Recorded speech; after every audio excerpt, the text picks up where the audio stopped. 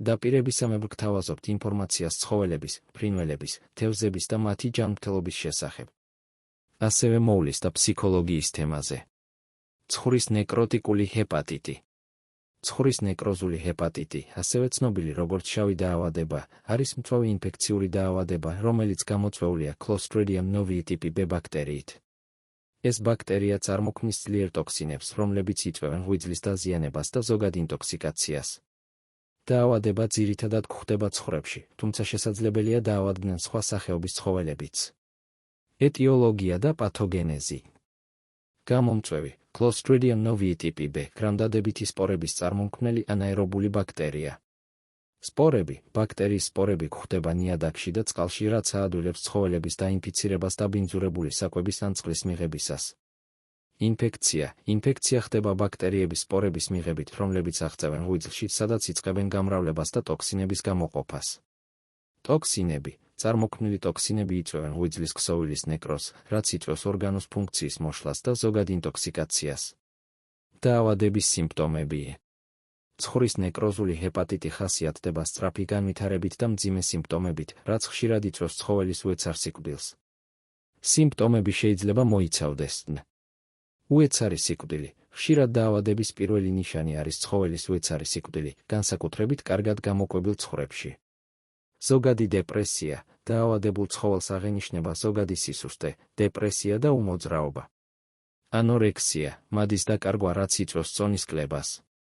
მუცლის ტკივილი, ცხოველი შესაძლოა იჩენდეს მუცლის ტკივილის ნიშნებს, როგორიცაა კრუნჩხვები ან მუცელზე ხელის მიდებისას გამოხატული დისკომფორტი. ცხელება, შესაძლოა აღინიშნებოდეს სხეულის ტემპერატურის მომატება. სიყვითლე, რაც მიუთითებს ღვიძლის ფუნქციის მოშლაზე. კრუნჩხვები, დაავადების გვიან სტადიაზე შესაძლოა განვითარდეს კრუნჩხვები. გულის უკმარისობა, ზოგ შემთხვევაში ვითარდება გულის უკმარისობა და სუნთქვის გაძნელება. მკურნალობის მეთოდები და საშუალებები. ცხურის ნეკროზული ჰეპატიტის მკურნალობა რთულია, განსაკუთრებით დაავადების გვიან სტადიაზე. მკურნალობა უნდა იყოს სწრაფი და ყოვლისმომცველი. ანტიბიოტიკები. პენიცილინი, ინტრამუსკულარულად ან ინტრავენურად დიდი დოზებით, კლოსტრიდიული ინფექციების წინააღმდეგ საბრძოლველად. ტეტრაციკლინი, ასევე ინტრამუსკულარულად ან ინტრავენურად, ფართო სპექტრის ანტიბიოტიკი, რომელიც ეფექტურია კლოსტრიდიების წინააღმდეგ. ტილმიკოზინი, მაკროლიდური ანტიბიოტიკი, რომელიც გამოიყენება ინფექციების სამკურნალოდ, მათ შორის კლოსტრიდიების წინააღმდეგ. მეტრონიდაზოლი, ანაერობული ბაქტერიების წინააღმდეგ ეფექტური ანტიბიოტიკი, შეიძლება გამოყენებულ იქნას კომბინაციაში სხვა ანტიბიოტიკებთან. ანტიტოქსიური შრატი. კლოსტრიდიული შრატი, შეიცავს ანტისხეულებს Clostridium novii ტოქსინების წინააღმდეგ და ეფექტურია დაავადების ადრეულ ეტაპზე. სიმპტომური მკურნალობა. ინტრავენური სითხეები, დეჰიდრატაციის თავიდან ასაცილებლად და ორგანიზმის მხარდასაჭერად. ტკივილგამაყუჩებლები, არასტეროიდული ანთების საწინააღმდეგო საშუალებები. ტკივილის შესამსუბუქებლად და ანთების შესამცირებლად.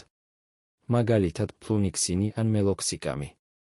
ვიტამინები, B ჯგუფის ვიტამინები და ელექტროლიტები ორგანიზმის გასაძლიერებლად და აღსადგენად. სამკურნალო მედიკამენტებისა და საშუალებების ჩამონათვალი ევროპული სტანდარტების მიხედვით. ანტიბიოტიკები. პენიცილინ G ინექცია. ტეტრაციკლინი ინექცია. ტილმიკოზინი ინექცია.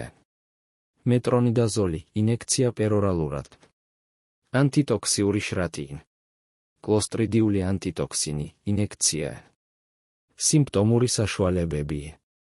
რინგერის ხსნარი ინტრავენური ინფუზია. ნატრიუმის ქლორიდის ხსნარი ინტრავენური ინფუზია. ფლუნიქსინ მეგლუმინი ინექცია. მელოქსიკამი ინექცია პერორალურად. B ჯგუფის ვიტამინების კომპლექსი ინექცია პერორალურად. პრევენცია. ვაქცინაცია. ცხურის ნეკროზული ჰეპატიტის ვაქცინაცია არის ყველაზე ეფექტური პრევენციული ღონისძიება. ვაქცინაცია ტარდება წელიწადში ორჯერ, განსაკუთრებით საშიშროების პერიოდებში. სანიტარული პირობები, ფერმაში სანიტარული პირობების დაცვა, დაბინძურებული საკვებისა და წყლის თავიდან აცილება. კარანტინი, ახალი ცხოველების ფერმაში შეყვანისას, აუცილებელია კარანტინის დაცვა, რათა თავიდან იქნას აცილებული დაავადების გავრცელება. ნიადაგის დეზინფექცია. დაავადების გავრცელების თავიდან ასაცილებლად საჭიროა ნიადაგის დეზინფექცია იმ ადგილებში, სადაც დაავადებული ცხოველები იმყოფებოდნენ. დროული დიაგნოსტიკა. დაავადების ადრეული დიაგნოსტიკა ზრდის მკურნალობის წარმატების შანსს.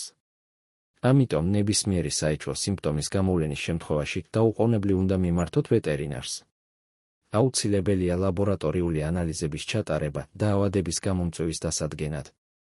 იზოლაცია. დაავადებული ცხოველების იზოლირება ჯანმრთელებისგან დაავადების გავრცელების შესაჩერებლად. აუცილებელია ვეტერინართან კონსულტაცია მკურნალობის დაწყებამდე და დაავადების მონიტორინგის პროცესში. ვეტერინარი შეძლებს შეაფასოს ცხოველის მდგომარეობა და შეარჩიოს საუკეთესო მკურნალობის მეთოდი. მნიშვნელოვანია აღინიშნოს, რომ ნეკროზული ჰეპატიტი არის საშიში დაავადება, რომელიც საჭიროებს სწრაფ რეაგირებას და კომპლექსურ მიდგომას. პრევენციული ღონისძიებების გატარება, დროული დიაგნოსტიკა და ეფექტური მკურნალობა გადამწყვეტია ცხვრის ჯანმრთელობისა და ფერმის ეკონომიკური სტაბილურობის შესანარჩუნებლად. დასვით თქვენი კითხვები კომენტარებში. ასევე მოგწერეთ, რის შესახებ გსურთ მოგიმზადოთ ინფორმაცია. არ დაგავიწყდეთ გამოიწერეთ ჩვენი არხი, რათა შეიტყოთ უფრო მეტი ინფორმაცია.